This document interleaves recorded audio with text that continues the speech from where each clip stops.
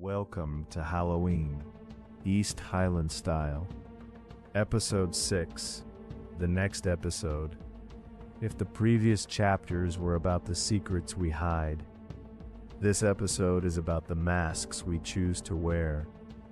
On this night, everyone gets to be someone else. But the irony is, the costumes often reveal more about these characters than their everyday clothes ever could. We see Rue dressed as Jack Sparrow, wandering through a sea of neon and strobe lights. She's searching for a high that isn't just chemical. She's searching for a version of herself that feels normal. But as the night unfolds, the glitter begins to melt, and the reality of the situation starts to set in. Then, there is Kat Hernandez, dressed as Thana from Ms. 45. Her transformation has reached its peak. She looks powerful, she looks untouchable, but the wall she has built around herself is starting to crack. We see her at the party, surrounded by the attention she used to crave, and yet she's never felt more alone. When she sees Ethan, dressed as a mummy, the guilt begins to seep through. She spent so much time playing a character online that she's forgotten how to be a person in the real world. The mask of the femme fatale is starting to feel heavy, and the weight of her own lies is becoming impossible to ignore. While Kat is fighting her internal battle, Maddy and Cassie are facing a very different kind of nightmare. The party at the frat house is a masterclass in discomfort. Maddy is struggling with the pressure of his new life, and Cassie is the one who pays the price. The vulnerability in Cassie's eyes, even behind her Halloween makeup, is heartbreaking. She wants to be loved. She wants to be seen, but she is being treated like an object by the very people who should be protecting her.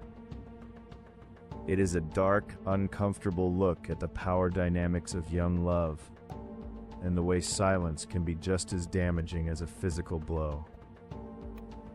And of course, we have Nate Jacobs. Nate doesn't need a costume to be a monster. He is already wearing one every single day. We see him navigating the party, watching Maddy, watching Jules, watching everyone like a grand master at a chessboard. His interaction with Maddy in the bedroom is one of the most chilling moments of the series. He doesn't use his fists this time. He uses his words. He plants seeds of doubt. He manipulates the narrative, and he enjoys the chaos he creates. He is a predator who thrives in the dark, and Halloween is his natural habitat. In the middle of the party, Rue begins to lose her footing. The distance between her and Jules is growing, even if they are standing right next to each other. Jules is drifting into her own world, fueled by the Tyler trauma and the need to feel free. And Rue is trying to hold on to a lifeline that is slowly slipping through her fingers.